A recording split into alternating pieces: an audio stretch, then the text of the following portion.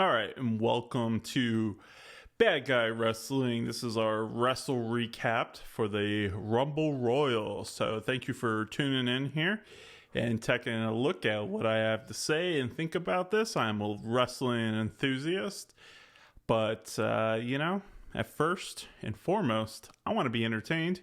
I want good storylines, and you know what?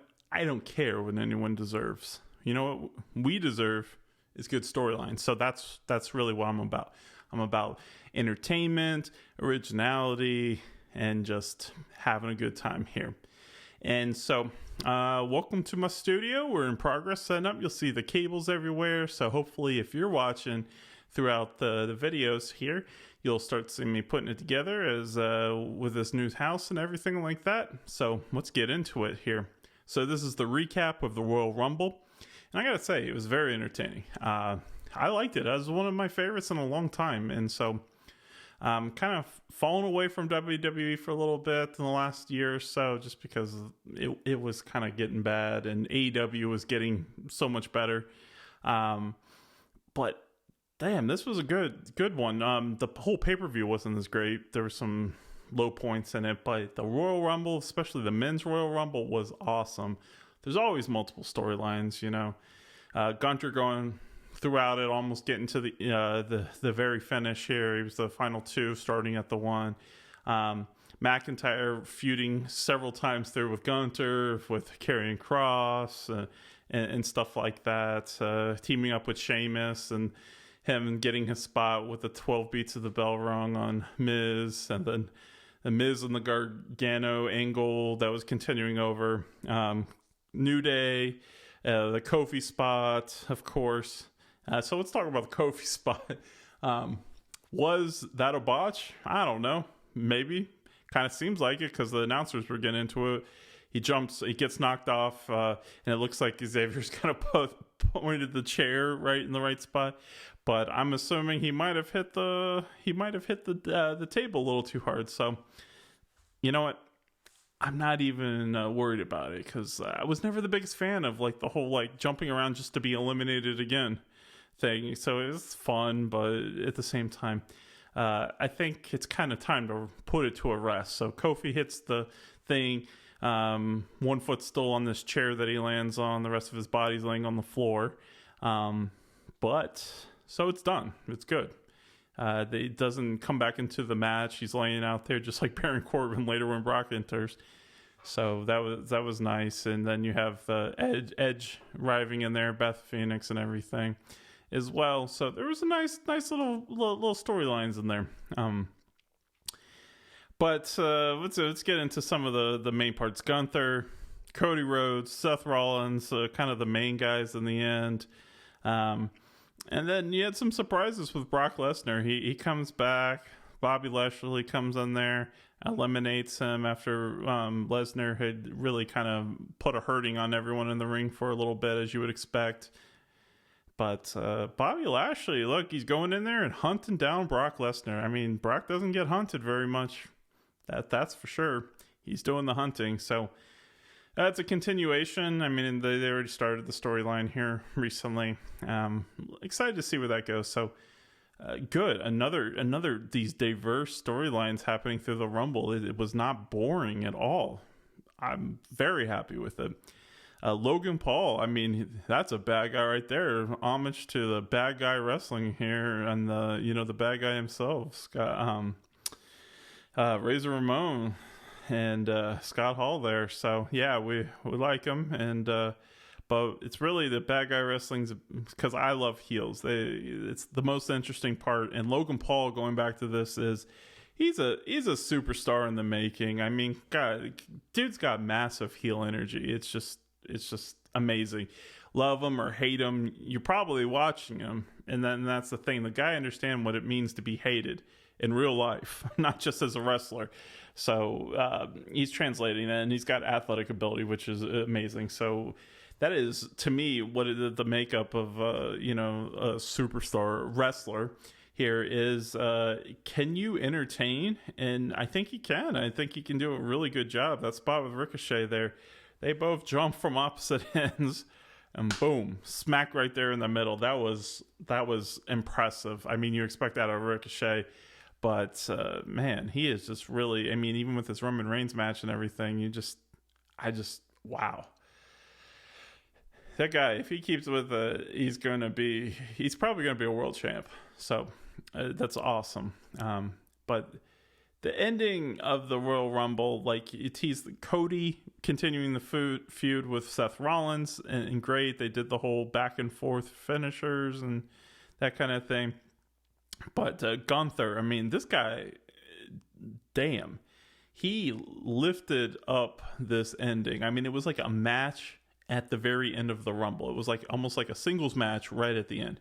As soon as it was down to Gunther and Cody, they had their own spotlight on them, and Gunther has been in there forever, and he lifted this matchup with almost little focus on himself throughout the whole thing. I mean, he had the kind of like Sheamus and McIntyre like feuding with them throughout the thing, and a couple eliminations in there that Gunther made and stuff, but really the focus wasn't, I wouldn't even say it was on him, but he really made this match. He made Cody look good, and he made Cody look like the superstar that he has become coming back to WWE. And the crowd loves Cody, and like Gunther is like understanding this role of who he is. He was there to help out Cody, and they both looked amazing leaving this. He's an Intercontinental Champion, but like this guy looks like he can be in the world title picture if he wants to be. And Cody leaves here looking, it's believable. He can beat anyone, anytime right now. Even, Roman Reigns, which might happen here. So this was impressive start to finish. I have to give this a great grade. I loved it. I love the Royal Rumble men's match. I can't say the rest about some of the other matches here. And that would include the Pitch Black match and the Women's Championship one. The problems with those were the first problem that exists for both of them is they were pretty short and kind of anticlimactic. And I get that they got to be shorter because the Rumbles are like hour and a half long for both of them. Men's was definitely an hour and 30 minutes. I watched it twice, so it took a while. But they just did not feel they felt like they were rushed, and like you were kind of like, I'm not even sure that like a Raw match would be done this fast. So it was weird. Let's go into the Pitch Black match. It was the Bray's intro might have been longer than the damn match. I don't know, but it's always awesome. LA Knight's fine. He's kind of corny, but he's appealing in some ways. He can talk a little bit on the mic. He knows how to get people to hate him, but the match just looked like a cross between a rave and wrestling, and the whole time I'm just like, where's Uncle Howdy? I don't care about this. I don't care about this promotion for Mountain Dew. I love some Mountain Dew, especially Code Red and Baja Blast, but man, this just was like a match that they made just so they could like promote Mountain Dew, and I'm sure you're all thinking that too. I'm sure there's not original thought here, but so finally at the end of the match, it's like it's over, and then there's more of it at the end for some reason, and then the Uncle Howdy spot where he jumps down onto LA Knight, and then you see the Firehouse Funhouse the characters up at the top. So that was like that like 2 minutes was like the coolest part of it. The imagery was fun, but like it just, I don't know, what was the point of this? I just don't get it. I don't know, but so I want to move on for that. So that's not getting a good grade. Women's Championship, another shorts match. It was entertaining enough. The build-up was probably more entertaining than the actual match. Alexa Bliss starts off fast against Bianca Belair. So there's some stuff like kind of David and Goliath-esque. She's not like a giant, but she's, for the women's division, she's quite strong and very tall and athletic. And again, just waiting for Uncle Howdy the whole time in my mind. So I don't know. It was fine. It just was not where it needed to be. The whole time I'm expecting Alexa Bliss to lose, and it kind of just panned out that way. It's just like there was no surprise. There was no interest. It wasn't interesting. It was just anticlimactic. I can't say that enough. And then finally at the end, you get the promo from Uncle Howdy. Do you feel in charge from the video package? So I guess it wasn't a promo, but the video. Do you feel in charge? To Alexa Bliss looking just off in the, Oh, and then so I'm guessing she doesn't, but not good. Not good match. So pitch black match, not good. Women's championship, not good. Royal Rumble, great. I think both matches were pretty good. Men's was better, just because it had more in the beginning to really kind of keep it through the whole way. So women's Royal Rumble here. I'll be honest. Some of there was a lot of like NXT call ups and like people that were more newer to the roster and stuff that I'm not as familiar with. So some of them were kind of, it was like, is this NXT takeover or something? It's not to do with their talent. It's just, I don't know. It just didn't have the same weight to me. But the good. So I don't want to make it sound like I'm just hating on the women's division, because there was a lot of good on here. I mean, I love Damage Control on here with Bayley, Dakota Kai, and Io Sky here. I thought they carried the first half of the match, or the Rumble here. It was awesome. They continuing their feud with Becky Lynch in there.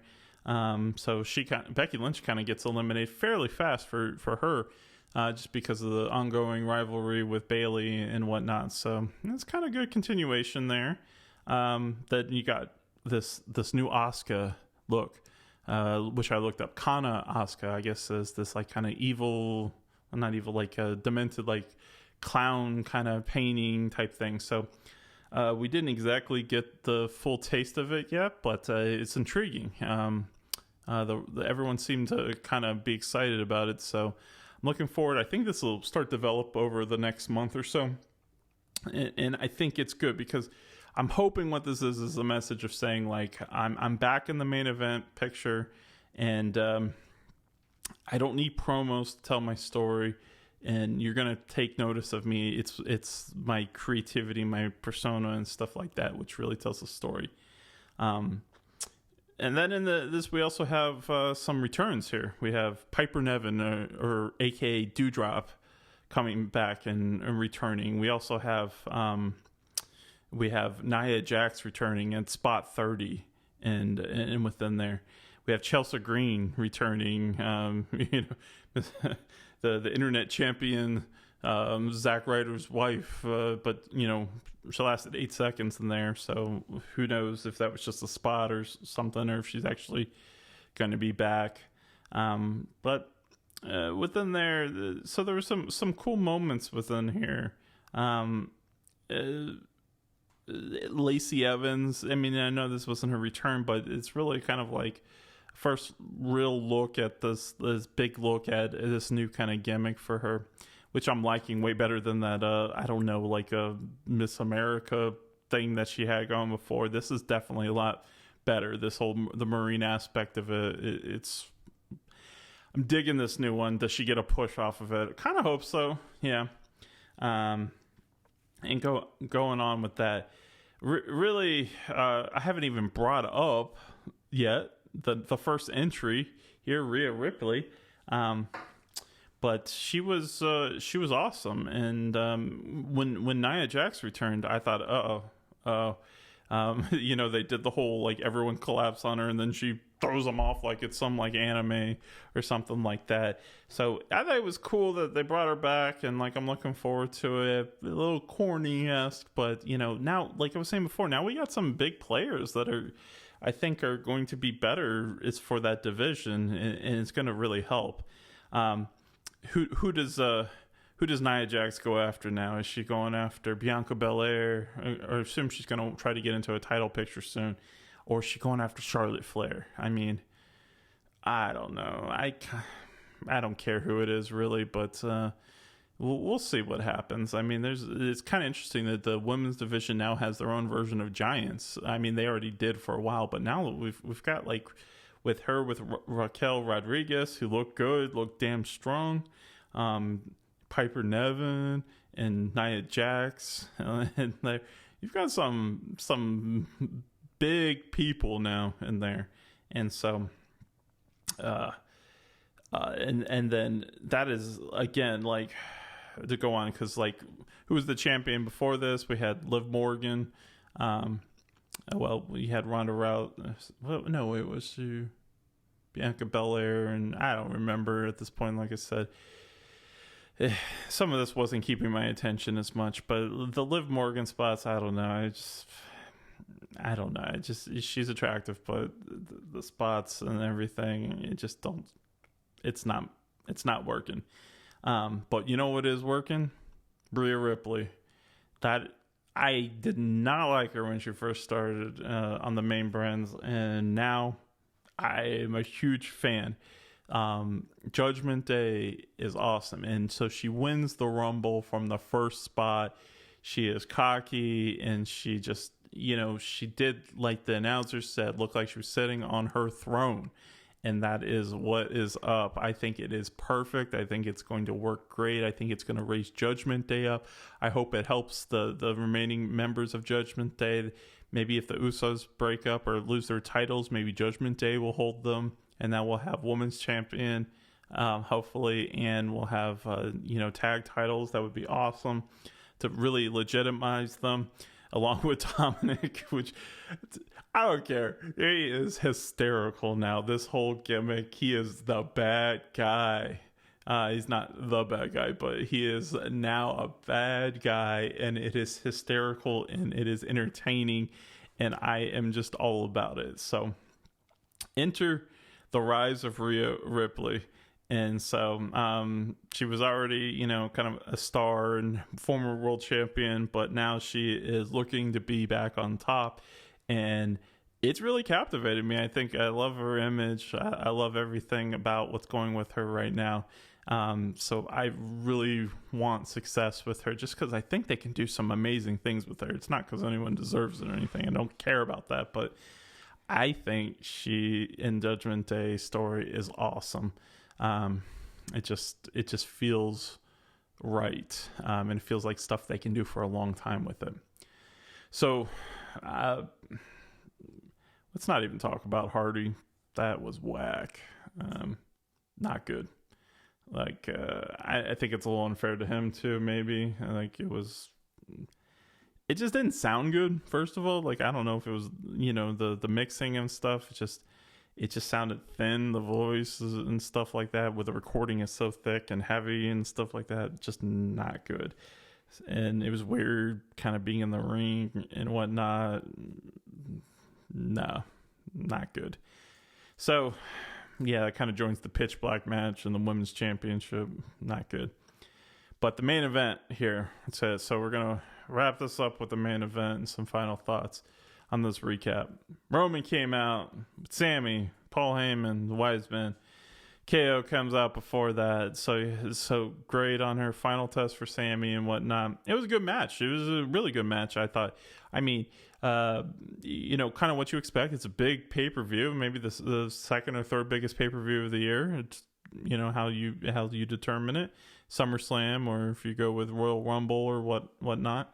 Lots of high flying from Kevin Owens. I mean, like, this dude does it all the time. He does not look like he should be doing this at all, but he does it. He did the top rope with the swanton and the flips on there and the botch on there, which then he pops back up and does it again. So whatever, I'm all about it. I don't care that he botched it. It was good. He hits the controversial no call because he does the pop-up power bomb, the ref's out of the ring and everything. Same what you expect and everything. So Roman finally wins the match and everything after Sammy doesn't get him the chair immediately and all that kind of stuff. So Roman wins, retains the title, and then the rest of the bloodline comes in, and it's a beatdown, and Sammy's looking on like, oh crap. So here we go. We got the turn on him. We won't go into too much detail. He doesn't want to hit him with the chair and all that kind of detail, which was, I don't know. I want him to do it, but I'm the bad guy here, or the bad guys and stuff like that. So I wanted him to write it out, but that's fine.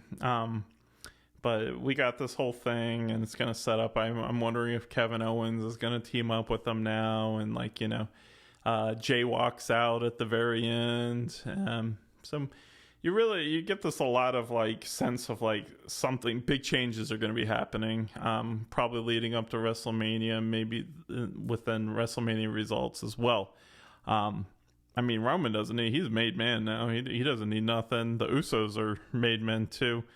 The Sokoa, I mean, no, he's not. And then Sammy, like, he's kind of there, but like he's this really kind of like needing for some sort of elevation with the pops he's getting right now. So good.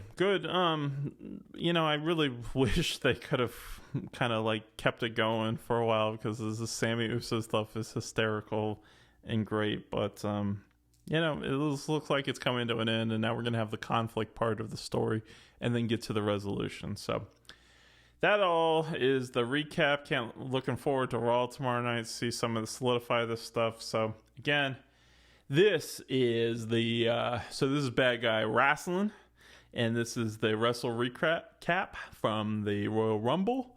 And so we will be doing some more live broadcasts and things like that, along with podcasting, thoughts, and different ideas in the world of wrestling with WWE, AEW, and maybe select events with like New Japan and stuff like that. So I'm Jonathan. I'm a wrestling enthusiast again, and thank you for taking a listen to this, and subscribe for more.